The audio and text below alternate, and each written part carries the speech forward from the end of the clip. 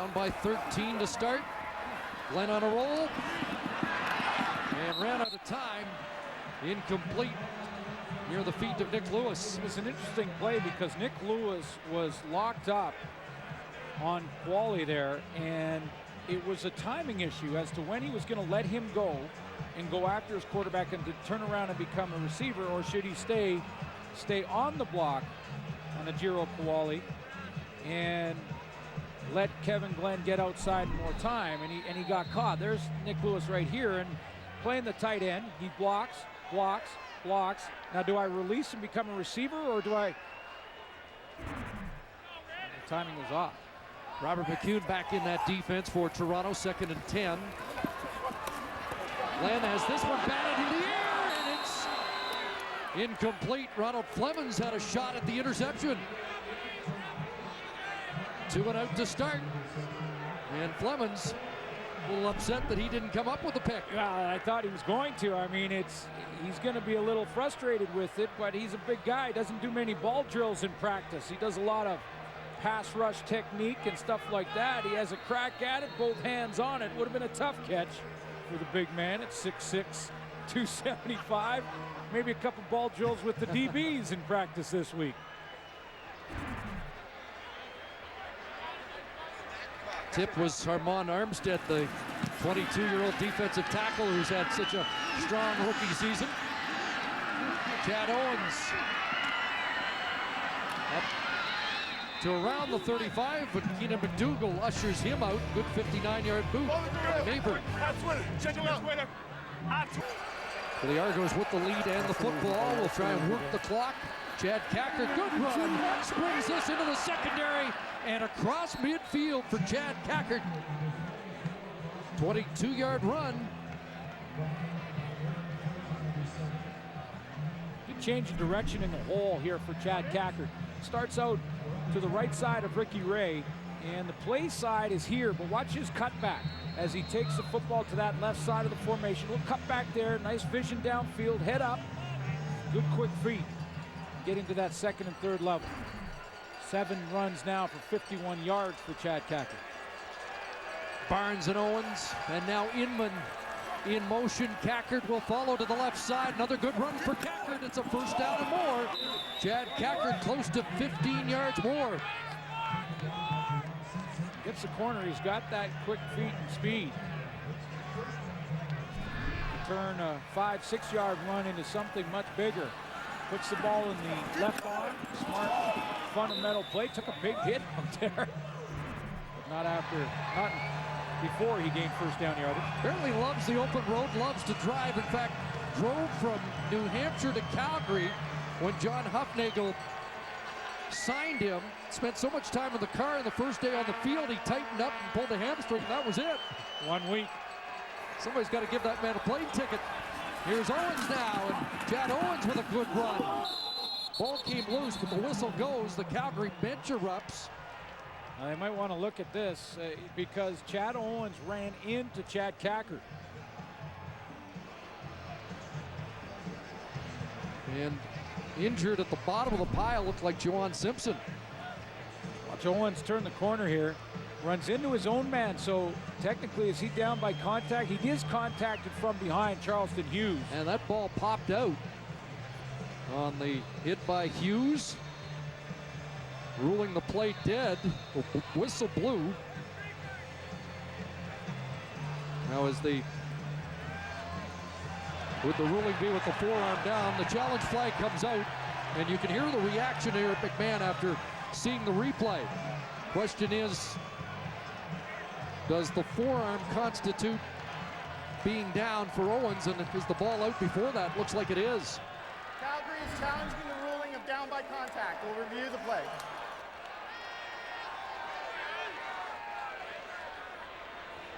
Calgary ended up on the football, and again okay, so it was Juwan Simpson. A fumble can extend beyond the whistle if it's ruled that the ball was out before the player was down.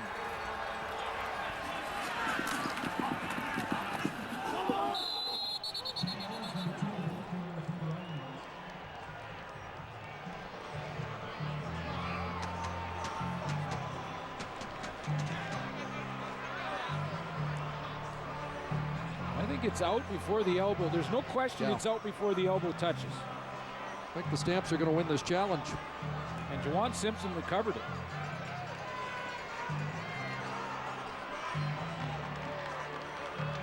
And in fact, the Argo defense. The Argo defense is on the field. They're all the way out there on the field. And a big turning point in the game if this call goes Calgary's way. After review, the ruling is a fumble recovered by Calgary. First down. Argos would have been in scoring range. First turnover of the game. And a big break for the Stamps. As the Argos look poised there to extend the lead beyond 2 touchdowns. You know, and if there's one little issue that Chad Owens has had this year with such a great year, it's been a couple of fumbles. That's his 4th that he's lost this season. And you give him a little more rope because he touches the ball so much. He's on all the teams, the return game, and on offense. So it's a little more leeway. So will Kevin Glenn be able to seize the opportunity? Guns that strike in for Marquay McDaniel. And the catch is being marked at the 41-yard line. Well, Marcus Ball waving his arm, thought that ball bounced off the turf. And are we going to see back-to-back challenges? Let's see if he does get his arms underneath that.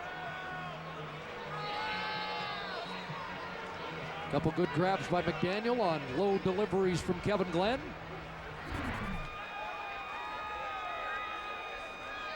Second and short.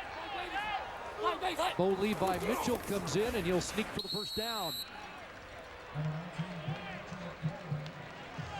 Under 11 minutes to go. That Hamilton game, it's a small point here, that Hamilton game where we saw Quentin Porter on a 3rd down go laterally along the line of scrimmage and get caught. Bo Levi Mitchell has done that throughout this year. He's not done it tonight on a couple of those quarterback sneaks. He's been, so maybe they all watched that game. Quarterbacks on those quarterback sneaks just hitting it right in behind their center. Former Stamp defensive coordinator's done a nice job here today with his new squad. The new blue, they're calling this Toronto defense. A catch for Robbie Bryant. You know, a couple of things can happen here. Chris Jones is seeing a lot of out routes from the slot backs, especially on the short side. Marquay McDaniel once, they did a little change motion, brought Robbie Bryant in, and he became the slot back and another out. The progression for Dave Dickinson there is the out and up. Kevin Glenn needs time to throw that, though. Only Anthony Calvillo has posted a 300-yard passing game against the Argos. The drop play not going anywhere, or is it? John Cornish finally surrounded and tackled inside the 40-yard line. Kevin Huntley with the initial contact. Couldn't bring him down, but bought enough time for the rest of the blue to rally. You know, that's the first time we talked about Kevin Huntley, and he's a guy who last year dominated a game against the Calgary Stampeders, had 6 tackles and 2 sacks in one game in late October versus Calgary. And we haven't talked about him much tonight, but this time a big step inside. He causes all the problems. Now, he's not going to get the tackle there, but he caused the problem for Cornish, and Huntley's teammates rallied. And Ejiro Kowali at the bottom of the pile, shaken up and is still down. And again, the Calgary punt team has to come on. 4th consecutive punt of this second half. And while they work on, Ejiro Kowali will step out. To the sidelines. He got the wind knocked out of him a little bit. He got rolled over on pile, kind of came right over top of him. Mentioned the Argos touchdown drought. There's a home touchdown drought for Calgary. They were held off the board by the BC Lions in their last home game. Wow. Big kick by Maver, driving Owens back, looking for a crease, and stayed on his feet beyond the 15-yard line. Time now for our Scotiabank Game Changers.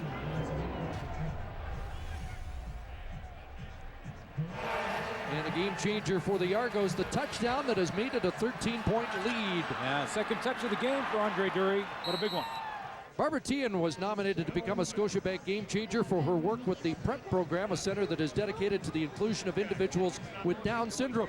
Barbara is represented here today by Greg and Siobhan Zobatar, as Siobhan's mother, Anne Marie, works with Barbara at PrEP, where Siobhan has been attending for 13 years. Barbara, the founder and executive director of the program.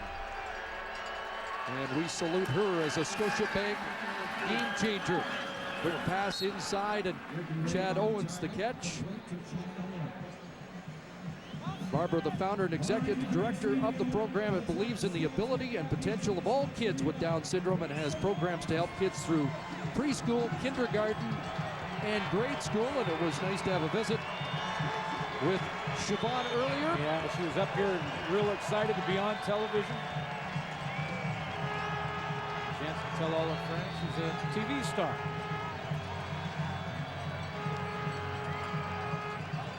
And told us her favorite player is still Henry Burris. Yeah, and she thought the prediction was a 10-point Calgary win. Yeah, they've got some work to do. Some work to do.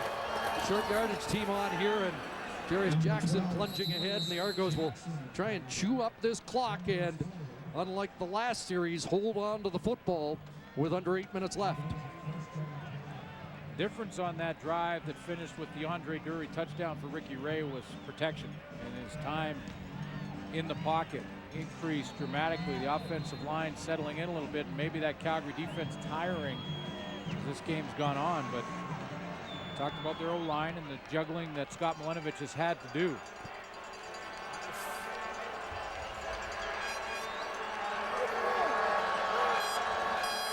Chad Cackert releases, big pressure on, and down goes Ricky Ray. The newcomer, DeMonte Bolden, former Hamilton Ticat, gets to the quarterback. Well, and just as I talk about the fact that the offensive line for the Argos had a real good series, it was their right guard who just turned his head at the wrong time.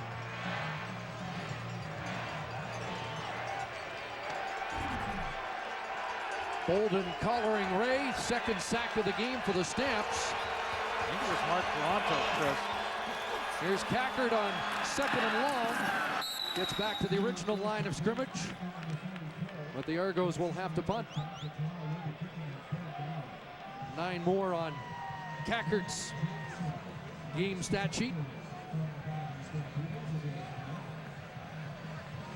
So still time for Calgary, but they've got to crack the code of Chris Jones' Argo defense. Dave Dickinson's been running those outs. Marquay McDaniel, Nick Lewis, and Romney Bryant have all been involved in those out routes. Can you run a wheel or an out and up? Get the time to try and push it deep. Swayze Waters into the wind. Hang time again. Larry Taylor, 31-yard line. And he'll be brought down again. Mike Bradwell on the scene. He's had a good evening on special teams. It's been pouring in from everywhere. The listener this week, in case you missed it, but I'm sure you didn't. That pass deflected high and incomplete. Boy, it's just been a week of rave reviews. No, you know what? It was a ton of fun and a little cross promotion there for the 100th Grey Cup Championship that will be played in Toronto. I hope you're okay, though. You looked in bad shape. November. Well, the idea was I was run over by the Argo defensive line, and I don't know if that was on purpose because of something I said or how that worked, but thanks to all the crew at the listener, they were great. Based on what we've seen from the Argo defensive line today, I understand. Robbie Bryant, does he hold on? No, but a flag is thrown. And a pass interference call upcoming against the Argos. Pat Watkins was on the coverage on that inside route to Robbie Bryant. I thought the timing to reach around was there and get the knockdown, except for the fact that he may have been dragging that offhand on the back of the receiver from Calgary. Pass interference. Toronto number 25.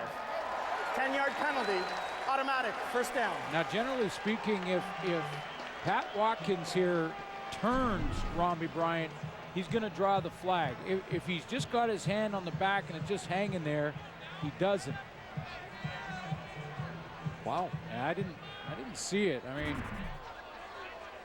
Watkins, a guy that's being compared with former Calgary Stampeder Brandon Browner. Had a good start to his CFL career. Corner shove carry up over the 50-yard line. Same type of stature, 6'5", 205, Pat Watkins. Good reach, long arms, so he can get up there and jam. He's been playing a lot of press coverage, and this young secondary for the Argos has been a real highlight for them this year. Guy who runs earlier, second against the pass. Go ahead. Runs a 4.4 240, 41-inch vertical.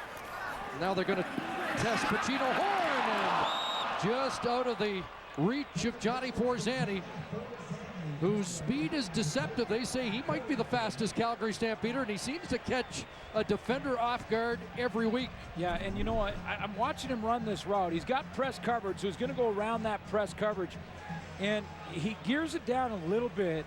But I'm wondering if he does that just to deceive the corner on the outside, Pacino Horn, and then accelerate to the football, because if he goes full speed the entire way, he gets there. Under 5 minutes to go, and the Stamps offense stays on the field. 3rd and 6. Crosser, guess who? Nick Lewis, first down. Robert McEwen, the tackle, but Nick Lewis, the king of the second down conversions, has a big 3rd down conversion to keep Calgary alive.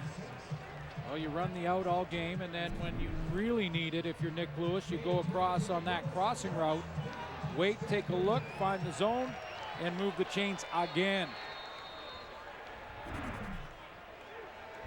12 for Lewis, down to the 47. Kevin Glenn over the middle, and is it intercepted? Jordan Younger's got it. The safety comes up with the ball, thrown behind Nick Lewis. And was it touched at the line of scrimmage? It almost looked like it was. I'm not sure if Kevin Glenn got it out there clean or not. But Jordan Younger